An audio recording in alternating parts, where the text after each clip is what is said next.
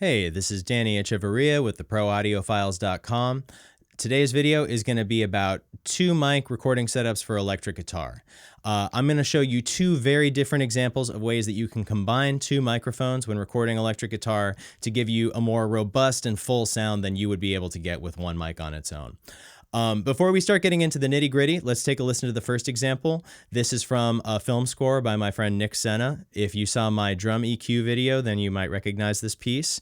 Here it is.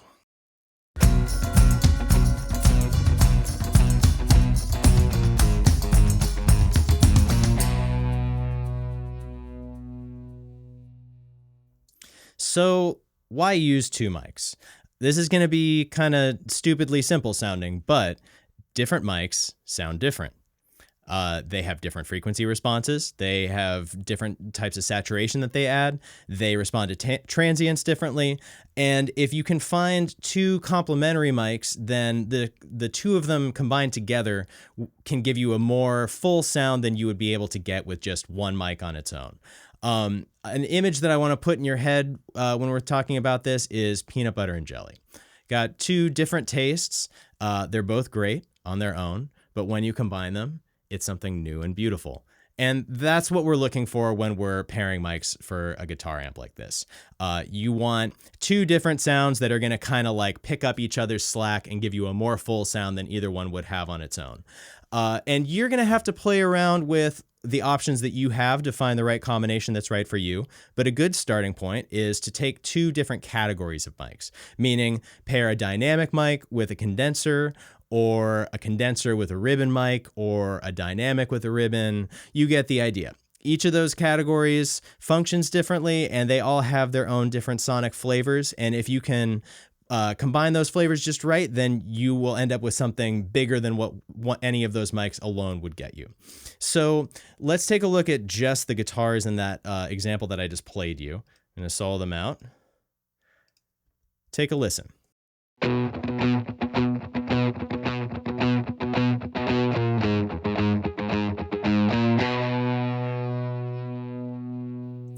So what we've got here is this sort of chunky palm muted part, and I'm looking for combinations that are going to add some weight to this. I wanted to have some sort of low mid power.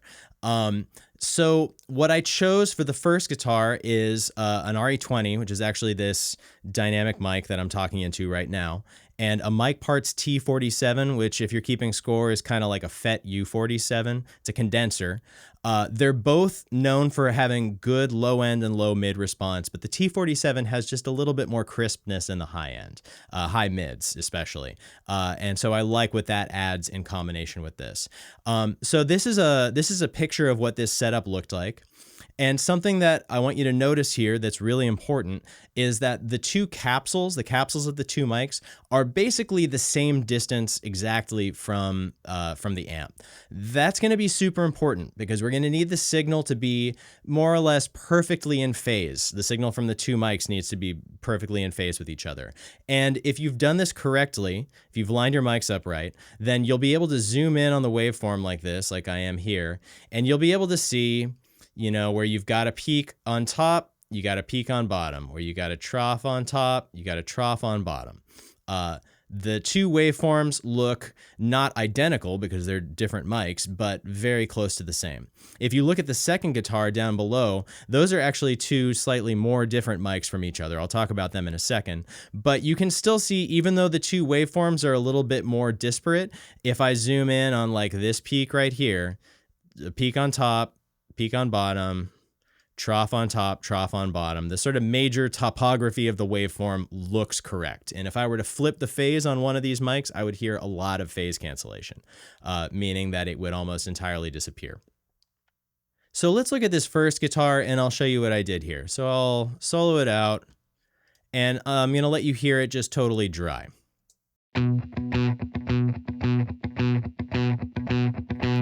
And I sort of built the sound of this guitar off of the RE20, and I brought in the T47 just enough to sort of fill it out, especially in that high mid presence and articulation zone. So here's just the RE20. And now I'm gonna bring in the T47 from nothing up to about where I had it, and you can listen to the subtle difference that it makes as I bring the fader up.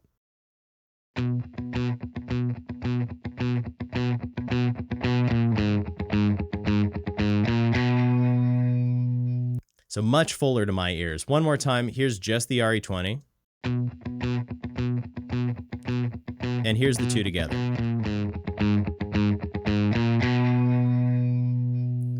So it's fuller not just in that it has more sort of presence and articulation, but the T47 is really reinforcing the low mids as well too. I really like the two of them together. Now let's look at the second guitar, which is a very different example. The tone was pretty different to start with. This was more of a bridge pickup, thinner kind of tone, and it was recorded with a fuzz pedal. So I wanted to give it kind of a different flavor. So for this one, I used a Beyerdynamic M201, which is a dynamic mic. And if you have an SM57, which if you're recording electric guitars, you probably have an SM57, you can think of this as being pretty similar to that. It's got a lot of that high mid presence, not so much low end and low mids, but still does a really good job of representing electric guitar on its own.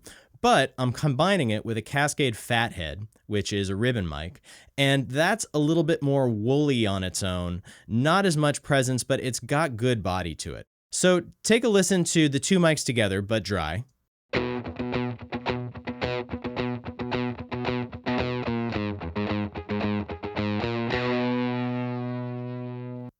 Now take a listen to just the Beyer M201, that's the dynamic mic.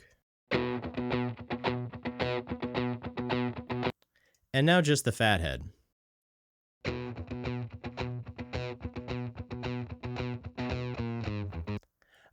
So now I'll do the same thing that I did on the previous one, where we start with just the Beyer, which is kind of what I built the sound off of, and I'm going to fade the Fathead in.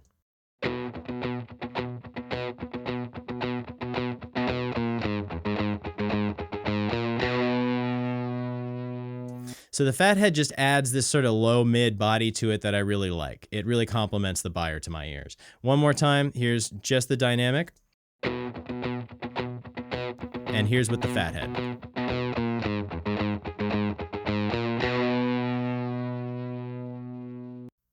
So a common misconception about two mic guitar amp recording is that when you have the two mics that you have to hard pan them out left and right.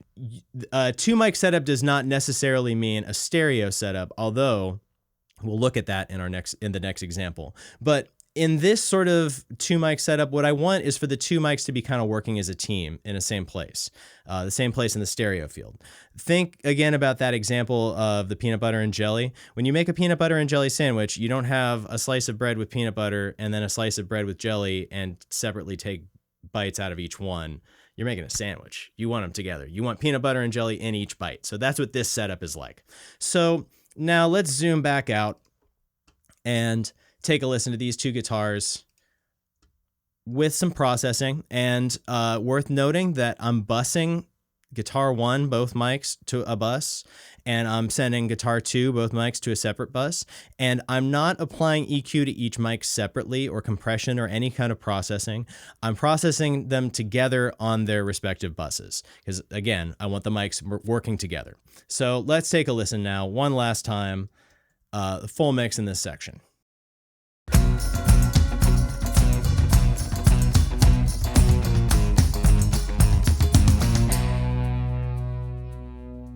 And for one last bit of contrast, I'm going to mute out sort of the secondary mic on each guitar and listen to that.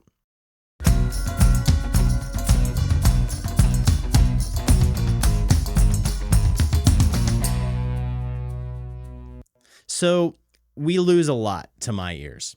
Having the second mic in there really sort of fills out the sound. So now let's move to a different session, and I'm going to look at a very different way to use two mics on a guitar amp to give you sort of a wide stereo sound. I'll be right back. Okay, so what we're looking at now is a different session with a very different type of guitar part. Before I say anything about it, just take a listen.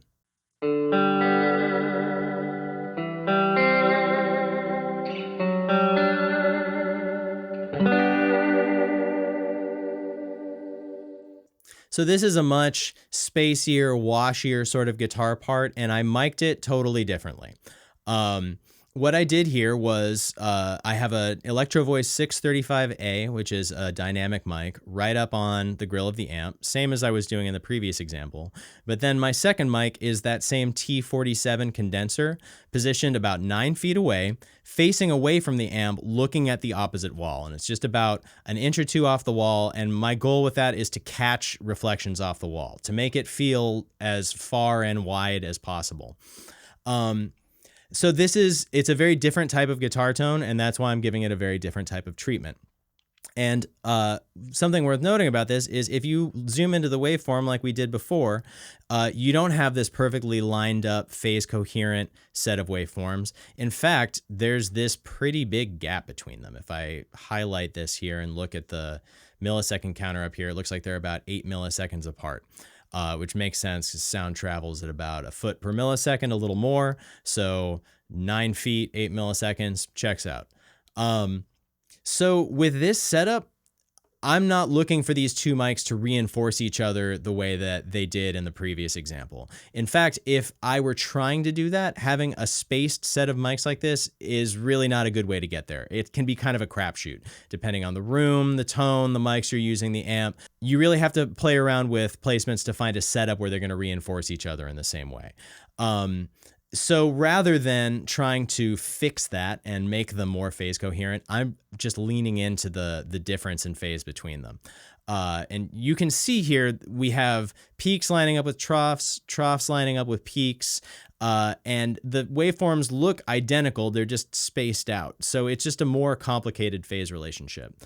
So what I mean when I say that I'm leaning into the weird phase relationship that they have is that I've got this trim plugin on the second mic flipping the phase on it, meaning inverting this waveform 180 degrees. So it's essentially like the mirror image of what you're seeing there.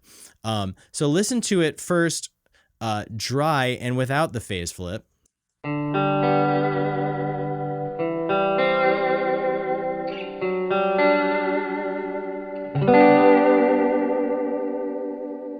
That's dry and that I took off the bus processing that I had. And then now I'm going to flip the phase.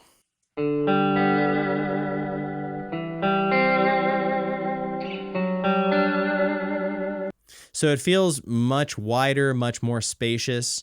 One more time, let me just A-B that. So here's without the phase flip. And with.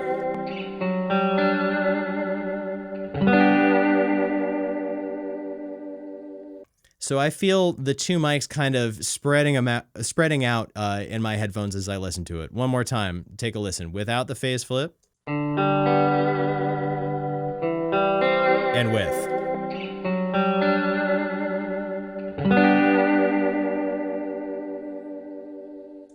And if right now you're saying that doesn't seem like it's going to fold down to mono very well, you are right about that. The point of this setup is that I'm sort of choosing additional width and space over additional power and focus. So they're kind of two opposite techniques, the two that we're looking at in this video. So one more time, let's listen to this whole example with processing. And what I'm doing here is EQing and compressing them together, adding a little extra reverb to sort of position this in a larger space, and then giving it some saturation to sort of make all that pop. So here it is one more time.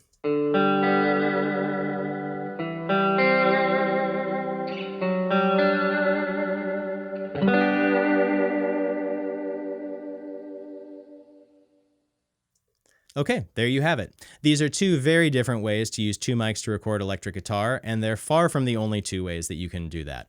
I know that I'm skipping over lots of other possibilities, and if you have some favorite two mic electric guitar recording techniques, please let me know in the comments.